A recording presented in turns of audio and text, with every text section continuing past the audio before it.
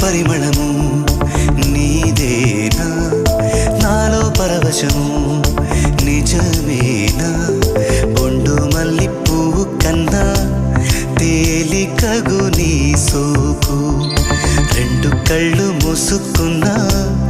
లాగు మరి నీ వైపు సొగసును చూసి పాడగాయలా కనులకు